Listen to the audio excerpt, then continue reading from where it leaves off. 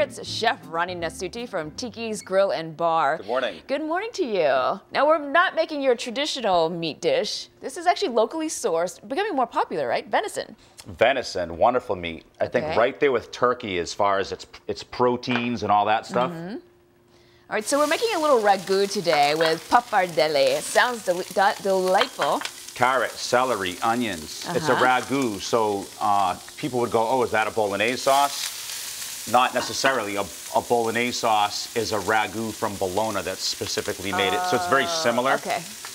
But it's not supposed to be really red like a meat sauce you would make at home, right?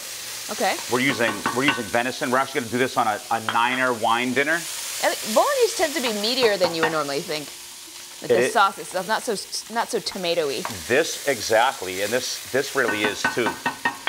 So it's garlic, mirepoix veg, which is carrot, celery, and onions. American bacon in this case. You could use pancetta, but you know you grew up with American bacon. It has a specific flavor. I love it. Even some French chefs, like I read a Lutesque cookbook, and he favored American bacon in certain recipes. Smells delicious already. Depends what you're doing. So real simple. So we sauteed all those things, and then the meats. Okay. Where do you get the venison? I know you get it from Maui, but where can you buy it? See, I asked him that. I think for them you have to get it. You have to contact them online. Eventually, I think you'll see it in places like Times. They have tons of local supermarket. I can't speak for Times, but they have tons of local meat there, and all the local grass-fed stuff too. So I think eventually you'll see it there, or one of those, you know, a local market will pick it up. At any rate, you saute all that off, salt, pepper, all that great stuff, red wine. In the recipe, you don't have to cook off the alcohol in the wine, actually. Whole milk. Oh, that's much faster. It's actually because we're going to simmer it for an hour. And then these are San Marzano tomatoes that are just crushed, right? The good quality plum tomato, low acid plum tomatoes. So you get all that going, and then you simmer that for about an hour. We're going to serve it with pappardelle. That's this right here. I love that fat noodle. Don't mind the raging water there.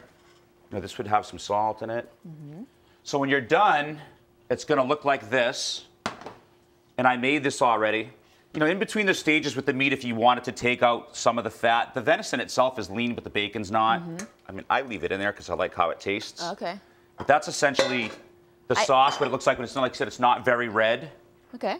And then I'm going to take that pappardelle, and we're going to toss it in some pesto. So this is like a Nalo basil and arugula pesto. Whenever you cook pasta, if you're cooking it from scratch, like I pre-cooked this for TV, you want to leave some of that starch and water that's on there. Especially if you're going to toss it in pesto, right? Right. To get it wet. Real quick, because we're out of time. Okay. So you toss it with the pesto. That's a good idea. And Toss it with the pesto. And then just the sauce on top?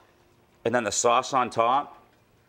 You don't eat blue cheese. This would have Gorgonzola on my wine dinner because that matches the wine. We'll put a little Parmesan cheese on it. Oh, that's delightful. Okay. I like nice and hearty. There's rosemary in there. Okay, a little Parmesan cheese. We got to go to break. Chef Ronnie, thanks for coming here today. Venison ragu with pappardelle. Beautiful. We'll be right back. For breakfast. Oh, yeah. It's definitely going to be for breakfast.